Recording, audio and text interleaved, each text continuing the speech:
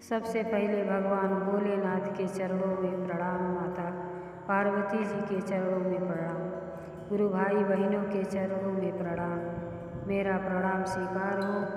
आज मैं आप लोगों को एक बहुत ही लोकप्रिय कथा सुनाने जा रही हूँ। इस कथा में राजा साहब अपने नाती का बलि दे देते हैं, लेकिन भगवान भोलेनाथ माता पार्वती जी के कृपा से वह जीवित हो जाते हैं। अगर यह कथा आप लोगों को अच्छा लगे तो लाइक करिए और शेयर करिए और सब्सक्राइब कर दीजिए। एक बार की बात है कि एक नगर में एक राजा रहते थे। उनके 4 पुत्र थे। चारों पुत्र बहुत अच्छे थे, गुणकारी थे और माता पिता के वचनों का पालन करते थे और शिव भक्त भी थे। और चारों बहुएं भी भगवान भोलेनाथ माता पार्वती की भक्त थी। सुबह उठते घर की सफाई करती और मंदिर की सफाई करके पूजा पाठ करती। भगवान के आशीर्वाद से किसी चीज़ की कमी नहीं थी। सावन के महीने भर पूजा पाठ और व्रत करती। गुरु भाई बहना, जब सावन माह खत्म हो गया तो 3 का व्रत आया। चारों बहुएं 3 की व्रत भूखी थी। उसी समय राजा साहब पोखरा खनवा रहे थे। पूरा खना गया था तो उस पोखरे में पानी नहीं निकल रहा था। राजा बड़ा चिंता में पड़ गए तो पंडित को बुलवाए और कहने लगे कि हे पंडित जी, कोई उपाय बताइए कि पानी निकल जाए। पानी नहीं निकल रहा है पोखरे में। तो पंडित बोले कि जेठ बेटा के लड़के का बलि देंगे तभी पोखरे में पानी निकलेगा। और पंडित कहकर अपने घर चले गए।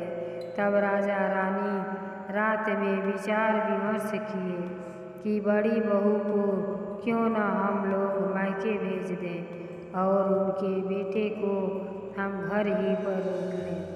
गुरु भाई बहना, जब राजा रानी अपने बहू से कहती हैं कि बहू, तुम्हारे मायके से पत्र आया था कि तुम्हारी माँ बहुत बीमार है, बचने की आशा नहीं है और कह रही थी कि अगर मुँह देखना हो तो जल्दी चली आए। जब इतना बात बड़ी बहू सुनती है तो रोने लगती है और कहती है, सासू माँ, मैं मायके जा रही हूँ। और उसी दिन 3 था। बड़ी बहू व्रत थी। पूजा पाठ करके कहती हैं कि सासू माँ, मैं अपने बच्चे को छोड़कर जा रही हूँ, आप इनका ख्याल रखिएगा। तो राजा साहब पालकी बुलवाते हैं और रानी को मायके भेजते हैं। जब बहू चली जाती है तो उनके सासू अपने नाती को लेकर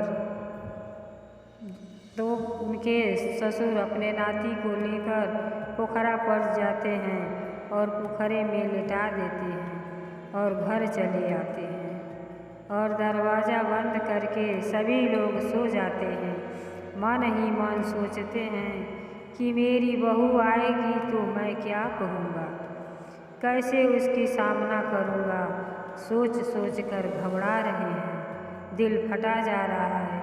गुरु भाई बहना, जब बहू अपने मायके पहुँचती है तो वहाँ देखती है कि उसकी माँ ठीक ठाक है, उसको कुछ नहीं हुआ है। तो आश्चर्य में पड़ जाती है और अपनी माँ से पूछती है, माँ आप ठीक हैं, आपकी तबीयत खराब थी ना। तब उसकी माँ कहती है, बेटी, मुझे तो कुछ नहीं हुआ है, मैं तो ठीक हूँ, तुम क्यों ये सब पूछ रही हो।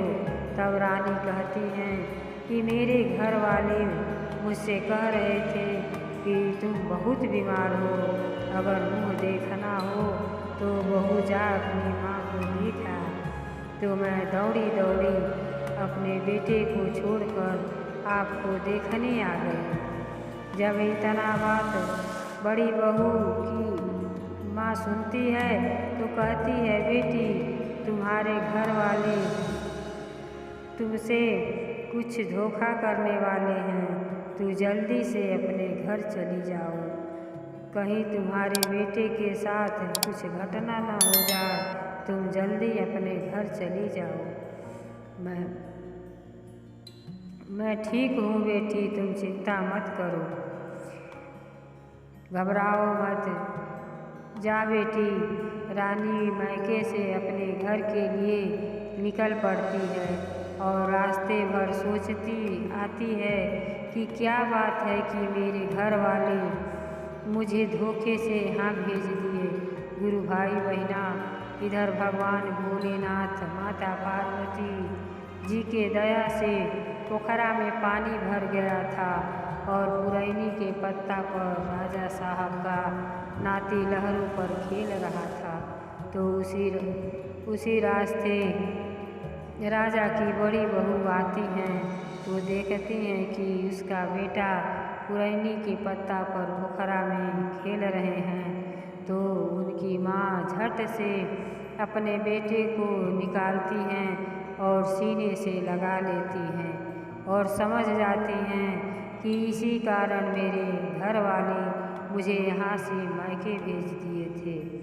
रानी अपने बच्चे को घर लेकर जाती है तो देखती है कि सारा दरवाज़ा बंद है, सभी लोग अंदर हैं, कोई बाहर नहीं दिखता।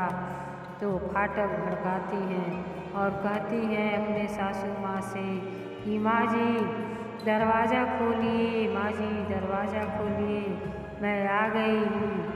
तो सासू माँ डर के मारे दरवाज़ा नहीं खोलती कि अब मैं बहू से क्या कहूँगी।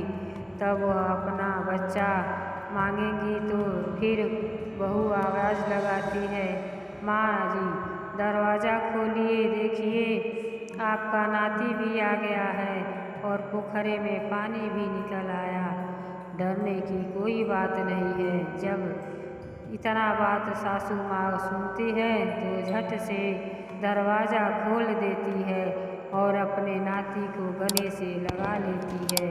सभी लोग बाहर निकलते हैं और कहते हैं कि छठी मैया के दया से मेरा बेटा बच गया।